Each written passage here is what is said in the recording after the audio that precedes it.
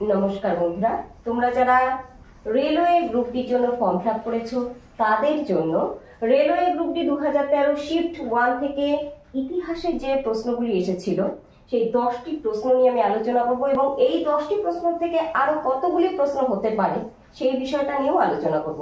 তাই ভিডিওটি স্কিপ না করে অবশ্যই সম্পূর্ণ ভিডিওটি দেখো, কারণ এই 10টি প্রশ্নের মধ্যে লুকিয়ে আছে 50টিরও বেশি প্রশ্ন। চলো দেখে নিই। তাহলে তোমরা প্রথম প্রশ্ন দেখতে পাচ্ছ, সাতবাহন বংশের প্রতিষ্ঠাতা কে? সঠিক উত্তর শিমু। এবারে সাতবাহন বংশ থেকে গুরুত্বপূর্ণ আরো বিভিন্ন প্রশ্ন বিভিন্ন চাকরির পরীক্ষায় এসে থাকে, সেটা হলো সাতবাহন বংশের শ্রেষ্ঠ শাসক কে? সঠিক উত্তর গৌতমী পুত্র সাতকর্ণী। এবার আরো প্রশ্ন হতে পারে বা হয়, সেটা হলো সাতবাহন বংশের সরকারি ভাষা বা সাতবাহন শাসকদের সরকারি ভাষা কি ছিল?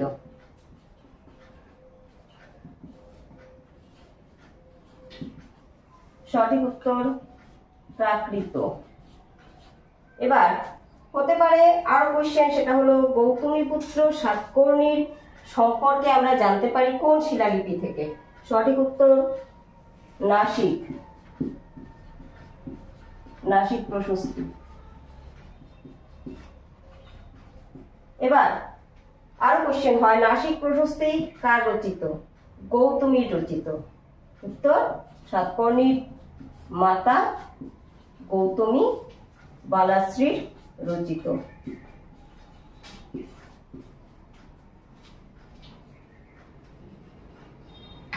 তাহলে দেখলে একটি প্রশ্ন থেকে কতগুলি প্রশ্ন হতে পারে। এবার আমরা নেক্সট কোশ্চেনে চলে যাচ্ছি। লর্ড রিপনের সময়কালে ইলবার্ট বিল ধারণার সাথে সম্পর্কিত চারটি অপশন ছিল: অর্থনৈতিক, রাজনৈতিক, রাজস্ব, বিচার সমতা। এর মধ্যে সঠিক উত্তর হয়ে যাবে বিচার সমতা। এবার এর সাথে রিলেটেড আরো কিছু কোশ্চেন হতে পারে যে ইলবার্ট বিল কত সালে প্রকাশিত হয়েছিল বা কত সালে তৈরি করা হয়? সঠিক উত্তর 1883 খ্রিস্টাব্দে। এর সাথে জড়িত প্রশ্ন যে কার নাম অনুসারে ইলবার্ট বিল নামকরণ হয় বা বিলটির নাম ইলবার্ট বিল কেন হয়? সঠিক উত্তর ভারতের গভর্নর জেনারেল পরিষদের আইনগত সদস্য স্যার কোর্টেনে পেরিগ্রিন ইলবার্ট, তার নাম অনুসারে হয়, কারণ তিনি এই বিলটির যে খসড়া সেটি তৈরি করেছিলেন। তৃতীয় প্রশ্ন কি আছে, তুলসীদাস কার সমসাময়িক? অপশনে দেওয়া আছে আকবর, জাহাঙ্গীর, শাহজাহান, ঔরঙ্গজেব। সঠিক উত্তর হবে আকবর। এবার এখান থেকে আরো প্রশ্ন হতে পারে, তুলসীদাস রচিত গ্রন্থ বা রচনা? রামচরিতমানস।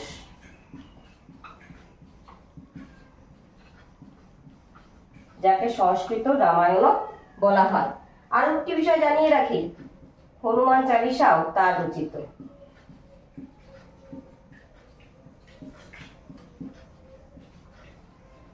আচ্ছা, এবার অনেকে বলে থাকে আকবরের সভাকবি তুলসীদাস। এই বিষয়টি বিতর্কিত। আকবরের সভাকবি ছিলেন আবুল ফজল।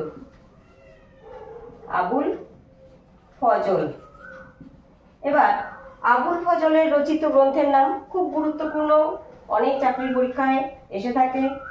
তার গ্রন্থের নাম আকবরনামা।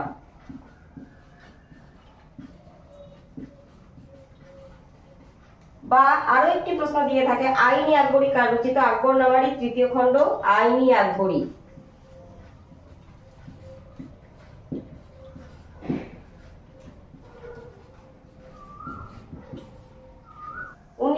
সালে গান্ধীজি ইংল্যান্ডে গিয়েছিলেন। এখানে অপশনে ছিল প্রথম গোলটেবিল বৈঠক, দ্বিতীয় গোলটেবিল বৈঠক, তৃতীয় গোলটেবিল বৈঠক এবং এগুলোর কোনোটিই নয়। সঠিক উত্তর হবে দ্বিতীয় গোলটেবিল বৈঠক।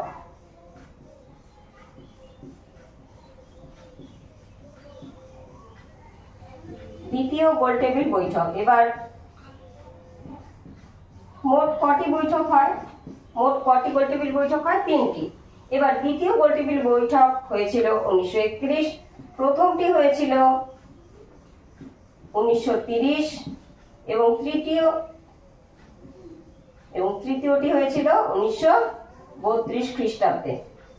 এবার গান্ধীজি দ্বিতীয় গোলটেবিল বৈঠকে অংশগ্রহণ করেছিলেন কংগ্রেসের প্রতিনিধি হিসেবে এবং গান্ধী আরোহী চুক্তির ফলশ্রুতি হিসেবে।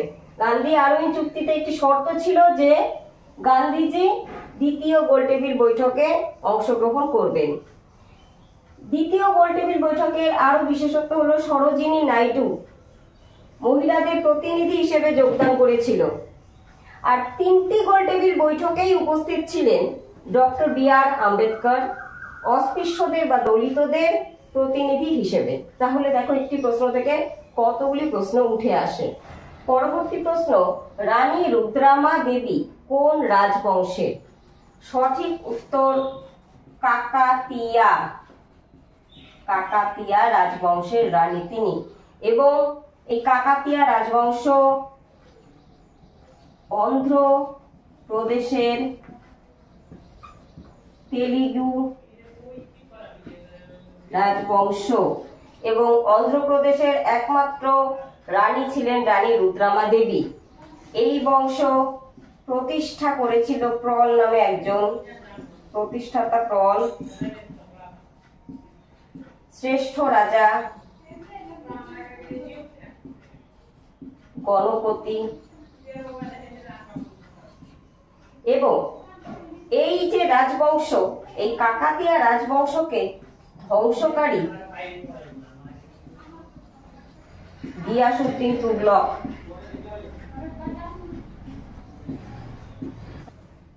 পরবর্তী প্রশ্ন, কোন রাজবংশ 1512 থেকে 1681 খ্রিস্টাব্দ পর্যন্ত গোলকুন্ডাকে শাসন করেছিল?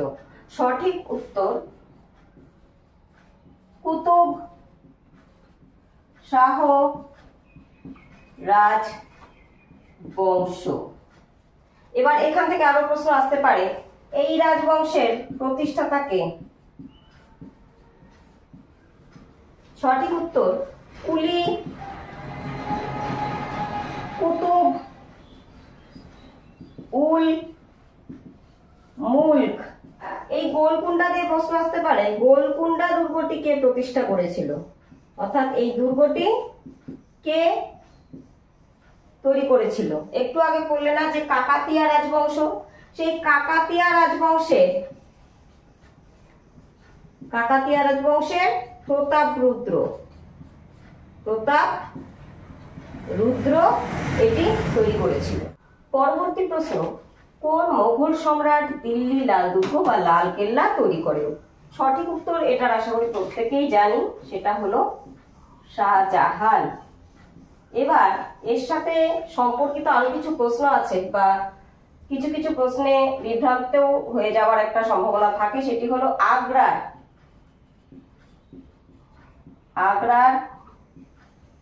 লাল কেল্লা বা দুর্গ কে নির্মাণ করেন? এটার সঠিক উত্তর হবে কিন্তু আকবর। বোঝা গেল? তাহলে আগ্রাতেও একটি লাল কেল্লা রয়েছে, সেটির নির্মাতা আকবর। এবার এই প্রশ্নের সাথে সম্পর্কিত আরো কিছু গুরুত্বপূর্ণ প্রশ্ন হলো, এই যে লাল কেল্লা এর নির্মাণ কার্যটা কবে শুরু হয়? সেটা হলো নির্মাণ কার্য শুরু হয় 1639 খ্রিস্টাব্দ। ঠিক আছে। আর আগ্রার যে লাল দুর্গ বা লাল কেল্লা সেটা শুরু হয় 1565 খ্রিস্টাব্দে। এবার শাহজাহান নির্মিত বিভিন্ন স্থাপত্য সম্পর্কে নিশ্চয়ই জানো তোমরা। তাজমহল 1 নম্বরে, তারপর তো রয়েছে আরো মতি মসজিদ, জামা মসজিদ, এই সমস্ত। কাজে এই বিষয়টি খুব ভালো করে পড়তে হবে। এবং আরো একটি বিষয় লক্ষণীয়, সেটি হলো মুঘল যুগ থেকে মুঘল সম্রাটদের সম্পর্কে কিন্তু প্রশ্ন দিয়ে থাকে, তাই এই চ্যাপ্টারটি খুব ভালো করে পড়তে হবে। নেক্সট কোয়েশ্চেন, ভারতে ভক্তি আন্দোলনের অগ্রগামী কে? সঠিক উত্তর হবে রামানুজ। এবার কবির, তিনিও ভক্তি আন্দোলনের সাথে জড়িত। প্রথম রামানুজের প্রিয় শিষ্য কে ছিলেন? রামানন্দ। এবার কবিরের সাথে জড়িত একটি প্রশ্ন, এবং গুরুত্বপূর্ণ প্রশ্ন, সেটি হলো দোহা কি? দোহা হলো ছোট ছোট অংশে বা ছোট ছোট আকারে লিখিত গীত কবিতা। এবার শঙ্করাচার্য কে ছিলেন? অদ্বৈত বেদান্ত দর্শনের ভিত্তি স্থাপনকারী বা অদ্বৈত বেদান্ত দর্শনকে যুক্তিযুক্তভাবে তিনি উপস্থাপন করেছিলেন। তার রচিত একটি বিখ্যাত গ্রন্থ কি? তার রচিত বিখ্যাত গ্রন্থ বিবেক চূড়ামণি। কি? বিবেক চূড়ামণি।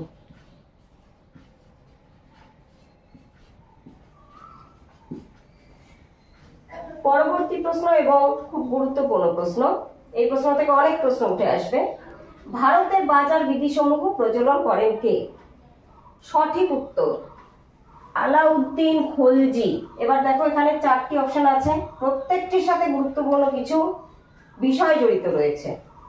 বলবন, শেরশাহ, আকবর, আলাউদ্দিন খলজি। তাহলে বাজারের যে নিয়ম নীতি বিধিসমূহ সেটা প্রচলন করেছিলেন আলাউদ্দিন খলজি। এবার বলবনের সাথে গুরুত্বপূর্ণ একটি প্রশ্ন হলো সিজদা ও পাইবস কে প্রচলন করেন? সিজদা ও পাইবস কে প্রচলন করেন? আবার এভাবেও দেয় সিজদা ও পাইবস কথার অর্থ। সিজদা অর্থ রাজার সামনে নত জানু হওয়া, হাঁটু গেড়ে বসা। পাইবস কি? পাইবস হলো রাজার পদচুম্বন করা। হলো। এবার শেরশাহর সাথে গুরুত্বপূর্ণ কিছু টার্ম কি কি? শেরশাহর সাথে গুরুত্বপূর্ণ হলো কাবুলিয়াত ও পাট্টা। কাবুলিয়ত ও পাট্টা প্রচলন করেছিলেন। কাবুলিয়ত কি?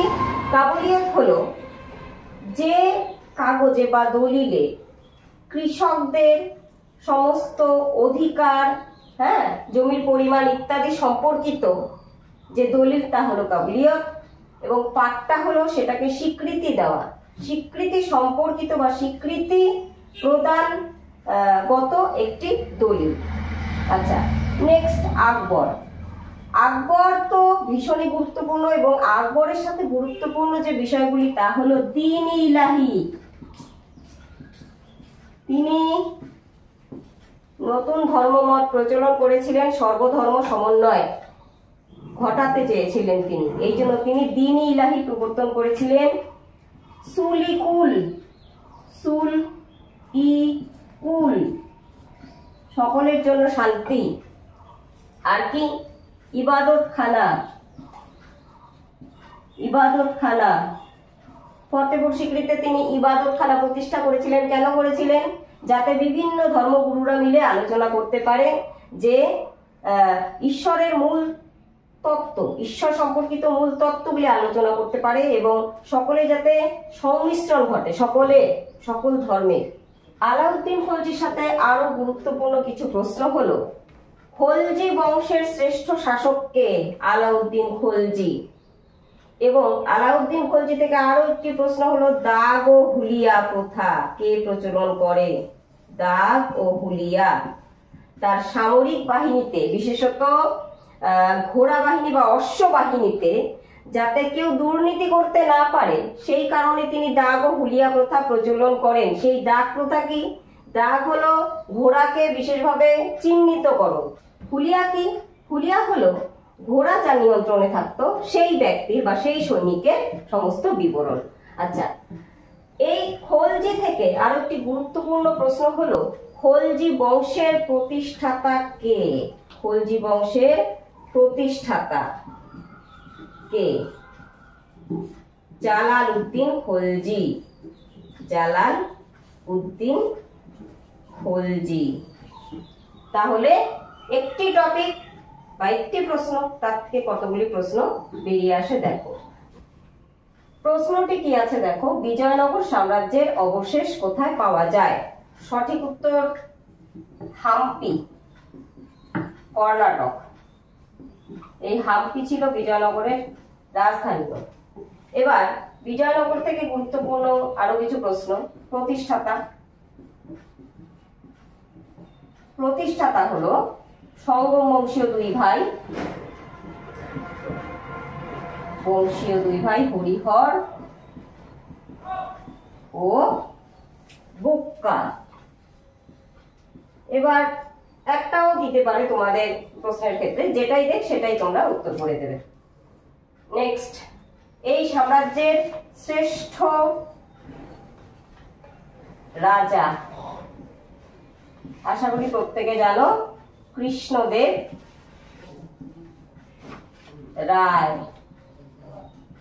কৃষ্ণদেব রায়ের গুরুত্বপূর্ণ একটি গ্রন্থ বা কৃষ্ণদেব রায় রচিত গ্রন্থ আমুক্ত মাল্যদা। এটিও ভীষণ গুরুত্বপূর্ণ, এই প্রশ্নটিও আসে, আমুক্ত মাল্যদা কার রচিত? কৃষ্ণদেব রায়। আশা করছি আজকের ক্লাসটি তোমাদের ভালো লেগেছে বন্ধুরা। যদি ভালো লেগে থাকে অবশ্যই একটি লাইক এবং কমেন্ট করে দিও। আর তোমাদের আর কোন কোন বিষয়ের ক্লাস চাই অবশ্যই জানিও। সঙ্গে থেকো, নতুন হলে পরে সাবস্ক্রাইব করে সঙ্গে থেকো। ধন্যবাদ।